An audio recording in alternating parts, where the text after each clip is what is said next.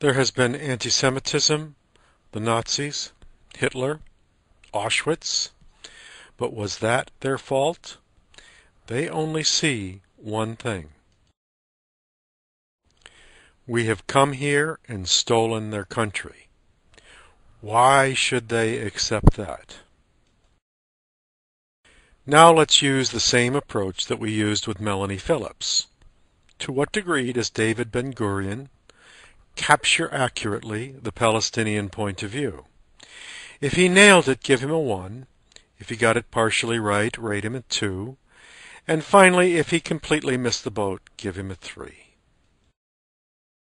And now let's consider yet another participant's viewpoint. This person you may not have heard of.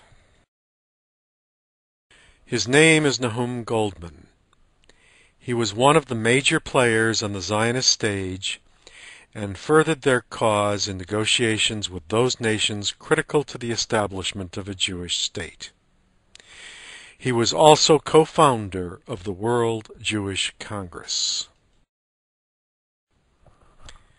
For him, there was an original sin committed.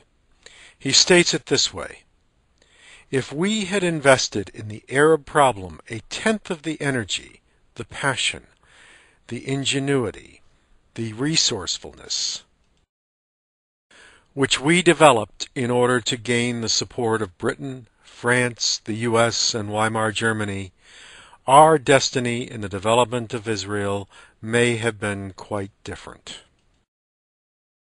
We were not ready for compromises.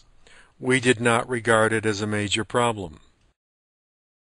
We did not make sufficient efforts to get, if not the full agreement of the Arabs, at least their acquiescence to a Jewish state, which I think would have been possible. This was the original sin. It can be said that all else flows from this failure. So what's your view of Goldman's perspective? Does he nail it? Give him a 1. Does he have it partially right? Then give him a 2. Otherwise, rate him a 3. So now let's hear from yet another participant in the conflict. Remember this guy? Moshe Dayan, hero of the Six-Day War? Here is what Moshe Dayan has to say on this matter. This is from a famous speech that he made at the grave of a friend who was killed in the Gaza Strip just a few months before the Sinai War of 1956. He said, "Let's not today fling accusations at the murderers. Who are we that we should argue against their hatred? For 8 years now, they sit in their refugee camps in Gaza. And before their very eyes, we turn into our homestead the lands and the villages in which they and their forefathers have lived." I'm going to briefly interrupt Moshe Dayan's quote to illustrate the point. Let us briefly join a group of Americans who recently visited the area. Philip Weiss, whose website Mondoweiss you may be familiar with, comments, "What did I do on my vacation? I stood on a hillside in the northern Israel crying with a bunch of Jews. You can see a few of us in the picture above. Miriam's at the left, then Rabbi Brian Walt, then Emma's mom Alice Rothschild, and our guide Hannah Mermelstein. Why are we crying? Because we've just listened to Adnan Mohammed explain to us that he used to live right on this beautiful spot until 1948, when his family was uprooted.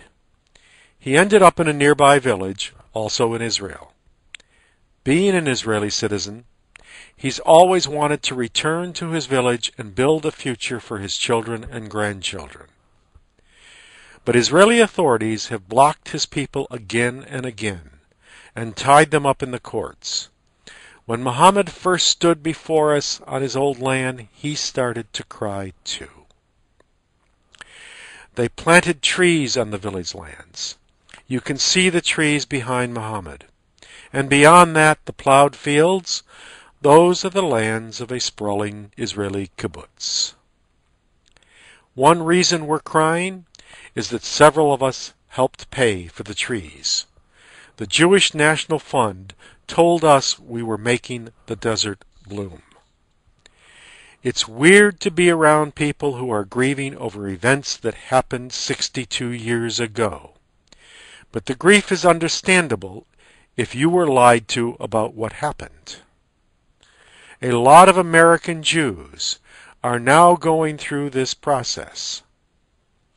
They're discovering what the founding of Israel involved and what the ongoing life of the Jewish democracy involves for Palestinian citizens like Muhammad and Palestinians under military occupation who have even less freedom. You can say we're not connected to the here and now, and I agree. We're struggling with a Jewish legacy. But there's a beauty in these pictures too. We're liberal American Jews with an incredible sense of freedom. We spent that day on a bus traveling around Israel, seeing other sites like this one. And the whole time we talked and argued about the uses of the Holocaust, the U.S. extermination of the Native Americans, and how that bears on the Palestinian problem, what it means to be a minority culture, and whether it's necessary to have a Jewish state. I don't know how these questions are going to be resolved, but the beauty of these pictures is that liberal American Jews are bringing their experience to this situation at last. Our knowledge of how a modern society protects minority freedom. And maybe, instead of accepting the Israeli Jews' version of why things must be the way they are over there, maybe we can lead them. Dayan concludes, "We are a generation of settlers. Without the steel helmet and the cannon, we cannot plant a tree and build a house." And now some thoughts on all of this from Alan Hart.